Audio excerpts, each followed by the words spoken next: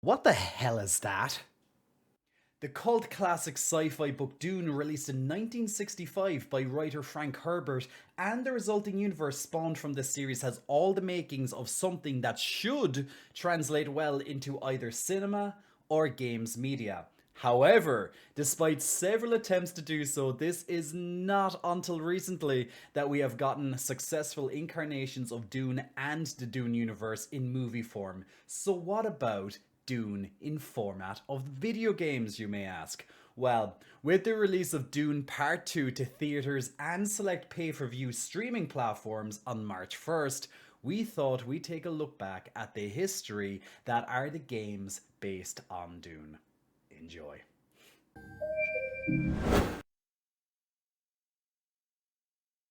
Beginning is a very delicate time. Know then that it is the year 10,191. This was the first attempt at making Dune into a video game, and it actually did fairly well considering it was more based on David Lynch's movie of Dune 1984, which was a disaster. The game managed to sell over 20,000 copies in the first week, which was a big deal for computer games in 1992, just so you know, and turned Cryo Interactive into a major studio for Virgin Interactive titles. Dune followed the general storyline of Paul on Arrakis, building his Freeman forces and ridding the world of the Harkonnens, pretty much turning the movie into an action-adventure game. Funniest part of the 1994 review of the game that states many of the actors come off better on the PC screen than they fared in the real cinema. Now that is a burn.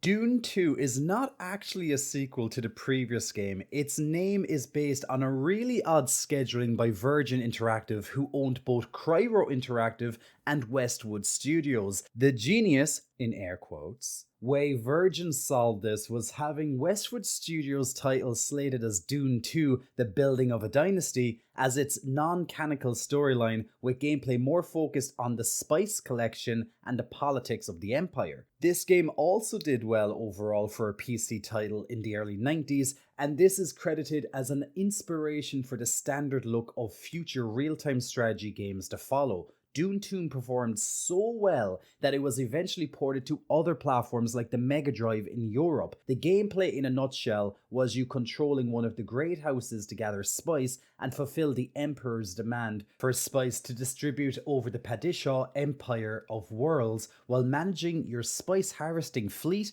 equipment and personnel. Fun fact, this game actually performed so well it was rebooted and accelerated in 1999, slated as Dune 2000, with better graphics, real-time cinematics, and a slightly expanded storyline.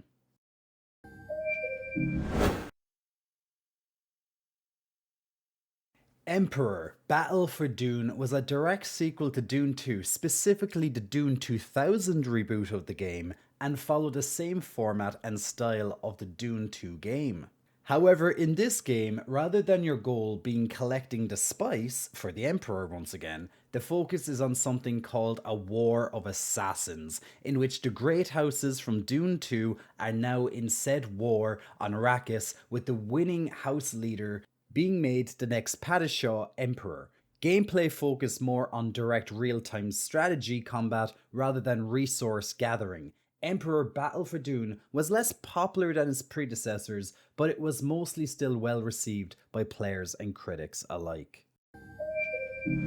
Hey guys, if I can ask for a favour, most of you who watch my YouTube channel are not yet subscribed or pressed the like button. Trust me, it will help me out more than you know, and I aim to earn it.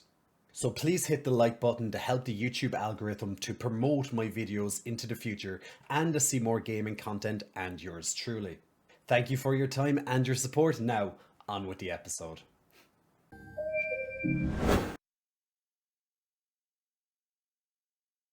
So with Cryo Interactive gaining fame and success by turning the pile of garbage that was Lynch's Dune movie into something fans could actually enjoy, and a new god-awful Dune miniseries recently aired, you think Cryo Interactive's got this one right? Wrong. You're wrong. Not only did the game fall flat on its face, but it also tanked so hard that Cryo Interactive had to file for bankruptcy not long after this release. Kind of funny when you think about it. One Dune title launched their studio into the big leagues, and another Dune title forced them into early retirement. So this particular Dune by Frank Herbert was based on the miniseries released in 2000, and featured a true to canon set of missions that takes the player through Paul's journey to become the ruler of Arrakis over the 2-year timeline set out in the original book and miniseries. And with this, we enter the famine times. This is a Dune reference, you might just have to look that one up.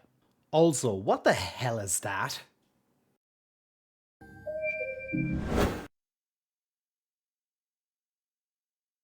Decades later, not just through the video game, but also in real life, because now we're looking at 2022, it was foretold by the people that began to return from out of the shattering, another Dune reference, look it up, a new Dune movie is released in 2021 and finally does a decent job putting the book to the screen. With hype for the series reinvigorated, Shiro Games heard the call of fans everywhere, someone make a Dune game.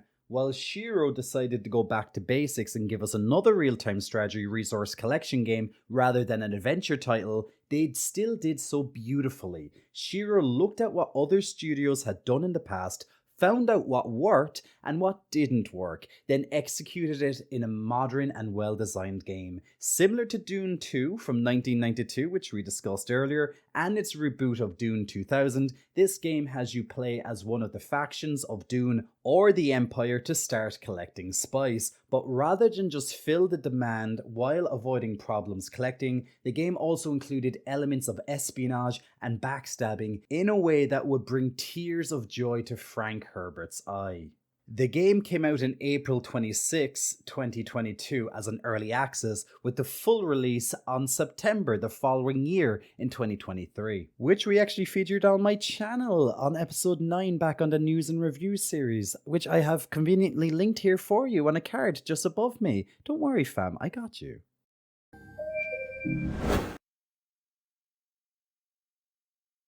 Okay, so gonna level with you here guys, there isn't a lot known about this title at the moment other than it will be an MMO survival game set on the Dune world of Arrakis, but it seems to take influence from the newest movie incarnation of Dune and revolves around the player taking part in the events of the 2 years between Paul fleeing into the desert and his return to avenge his father's death at the hands of the Harkonnen and Emperor Carino. If you play as Paul or an unnamed freeman from his tribe is yet unclear, the trailer has fans speculating that the narrator telling you about her dreams is either Cheney talking to Paul or Elia talking to a random freeman, overhearing the advice of the preborn oracle and Reverend Mother. Fingers crossed it looks as good as the trailer suggests upon release.